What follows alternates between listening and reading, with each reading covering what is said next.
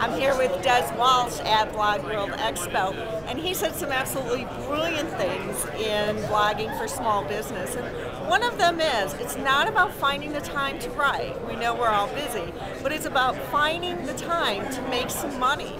So, Des, what I'd like to ask you in that realm is how do you advise, as a small business coach as I am, how do I advise my client on making that transition? How are they going to begin to find the time to on this learning curve? It's very real, especially if people have got parental responsibilities, or they've got a number of different responsibilities. And I think what coaches like to talk to people about reframing a problem, Yes. So this is a reframe, which says, I don't have time to do that.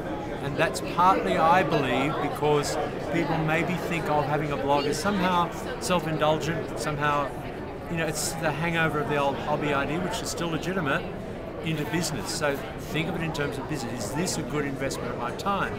Now, if I gave the example of the guy who identified a 10% turnover, 10% increase in his turnover, which equated to $36,000 a year. So, that's amazing. If you look at it, the percentages might be smaller, but if you see it as an investment of time in order to make money, that helps you make a different decision about how you can allocate your time.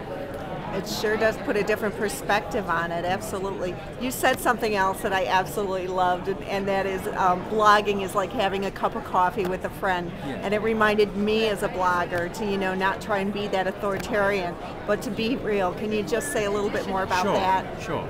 An old newspaper man friend of mine once said that when he started out as a cadet journalist, his editor, who was a grumpy old character, said, "Have you got a grandmother, son?" He said, "Of course." He said, "Well, write for her." It's another variation on that.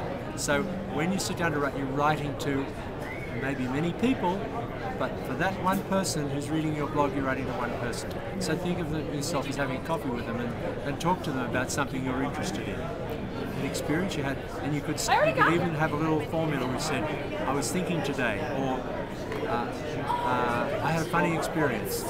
Tell it as a story, and then make your point. The moral of the story is, whatever it is, I've found in life that it's always true that a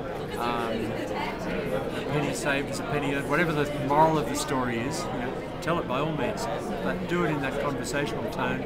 And I suspect that most people find it easier to write that way. It's not an essay. You don't have the teacher waiting to correct you. Right. It's not an essay. Okay. Perfect. Thank you, Des, so much for answering our question.